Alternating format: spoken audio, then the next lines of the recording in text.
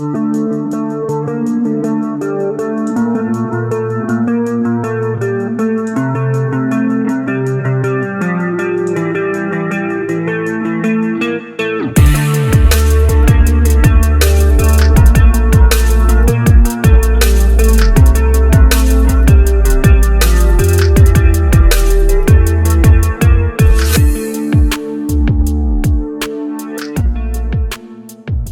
عليكم ورحمة الله، حياكم الله يا أحباب. أهلا بكم بلقاء جديد في كورسنا المتكامل في المونتاج الاحترافي في برنامج أدوبي بريمير. معكم أحمد صالح من حكاية شغف. بمهارة اليوم راح نقدم لكم كيفية وضع النص، سواء كان نص ثابت أو نص متحرك لكن خلف الكائنات، بحيث يكون عنصر من عناصر الفيديو.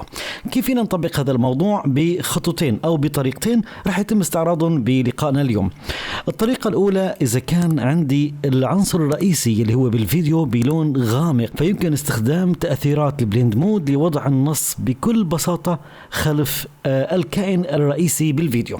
على سبيل المثال، عندي هذا النص وعندي فيديو متحرك مثل ما أنا شايفين، وعندي الشخصية الموجودة بالفيديو هي اللون غامق، أما الخلفية هي اللون باهت. فلهيك بحدد طبقة النص بعد ما أقوم بإضافته وضبط المساحة اللي أنا محتاجها، وبنتوجه إلى البليند مود وبنختار داركن. بنشوف ان النص تم تبهيته بشكل كامل، لان النص اساسا هو عندي كاشف.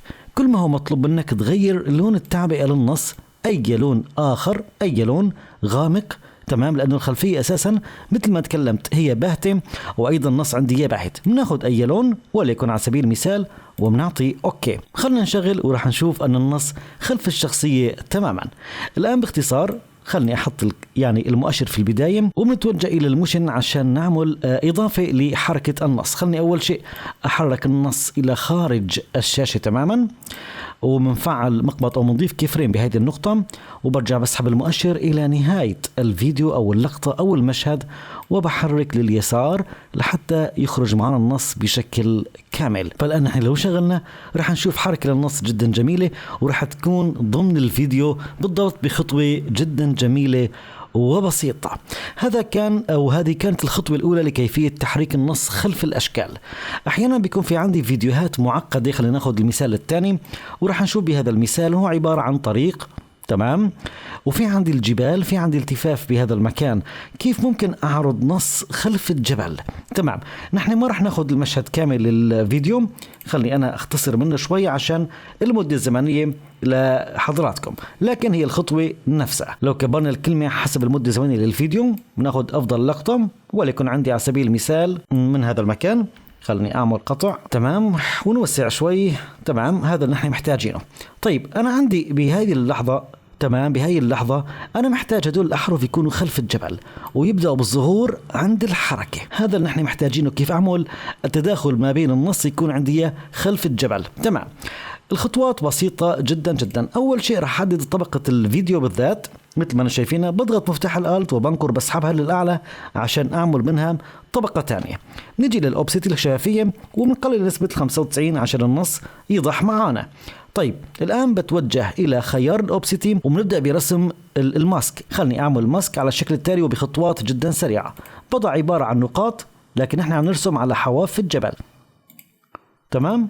طيب هذه المنطقة باختصار، تمام.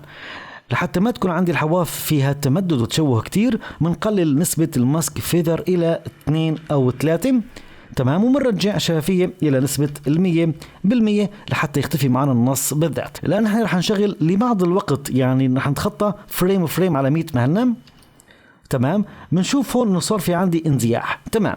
كيف احل هذه المشكله؟ خليني ارجع شوي نشتغل على 100 مهنه. هلا نحن محتاجين لما بدي اتحرك يبدا ظهور النص المختفي، فلهيك ولستنا في البدايه بضيف الكي فريم على الماسك باث او المسار اللي الماسك رح يمشي عليه، ومنقرب شوي. خليني انا هون اكبر شوي المساحه ومنقرب شوي، تمام. رح اجي على الماسك مره ثانيه. الان هذه النقاط بسحبها الى حواف الجبل، تمام، باختصار وبساطة. برجع بقدم البشيرة شوي وبنشوف إذا كان في عندي شيء ظاهر أو غير ظاهر وبنظهره. نفس المبدأ، خلنا نرجع هذه لهون ومرجع هذه لهون، تمام، بهذا الشكل، تمام.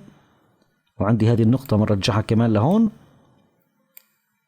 لذلك الطريقة الثانية شوية صعبة لكن احترافية جدا جدا جدا، وهذه من أفضل الطرق. على فكرة راح يكون في معنا كثير من التطبيقات العملية بتعتمد على قناع الطبقة أو الماسك. بنقرب كمان لقدام شوي وبرجع هاي النقطة لهون وبرجع هذه النقطة لهون، وهذه راح ننزلها بيكون ظهر معي حرف الاي تماما. طيب صفى عندي فقط حرف البي. تمام، فقط انت تطلع على هذه النقاط الموجودة، وكل ما غيرت المسار تمام تبدأ بإظهاره، تبدأ بتعديله بس فقط لا غير. أسحب للأمام شوي ومننزل، نرجع نسحب للأمام شوي كمان بيكون ظهرت معي تقريبا حرف البي بشكل كامل. تمام، تخلصنا منه. تمام، الآن كلها ظهرت بالضبط. الآن خلنا نشغل من البداية ونشوف شو يلي حصلنا عليه بالضبط يا أصدقائي. خلنا نشغل، راح نشوف حركة النص أصبحت خلف الجبل باستخدام الماسك باختصار في برنامج أدوبي بريمير، في أجمل مزاياه وأجمل حلته للمونتاج بهذا البرنامج الجميل والرائع. أتمنى إن شاء الله أكون قدمت لحضراتكم شيء جميل والنافع واللائق فيكم كالمعتاد. فلا تنسوا لي تكرما من التفاعل والدعم لحتى نقدم لكم المزيد في التطبيقات العملية احترافية في برنامج أدوبي بريمير بنسخة 2022. والسلام عليكم ورحمة الله وبركاته.